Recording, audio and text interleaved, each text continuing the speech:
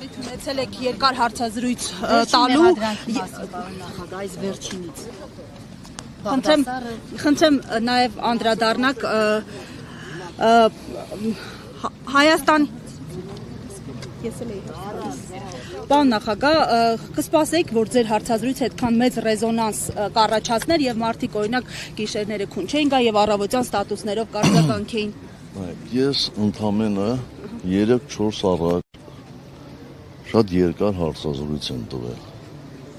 Հանգիստ առանց ժղաձգումների պատասխանել եմ ինչպես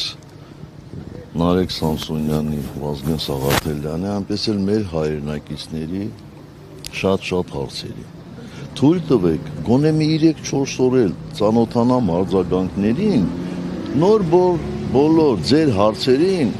կպատասխանեմ ինչպես միշտ։ Բայց առավոտ կանուխ Փաշինյանը արդեն արձագանքել էր ձեզ հենց հարցազրույցի հաջորդ օրը։ Բայց ամեն մարդու պրոբլեմին չի ինձ հետ կապ։ Պարոն նախագահ, այս վերջին մեղադրանքով, այս մեղադրանքներով ինչ են ուզում ասել ձեր գնահատմամբ։ Հայտնի փաստ է դա, առանձին մեղադրանք չի, վստահ եմ, որ այդ գործերը միացնելու են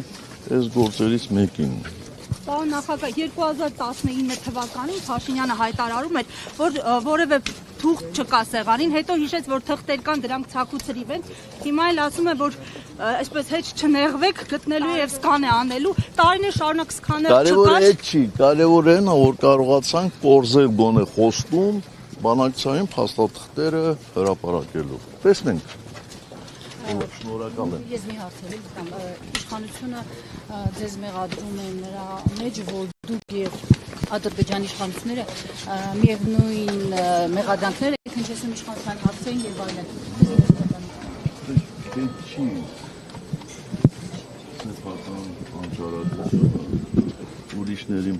այսպես վերագրել։ Դե ասում են դուք ձեր բյուջեն եք ավելացրել ռազմականի փոխարեն։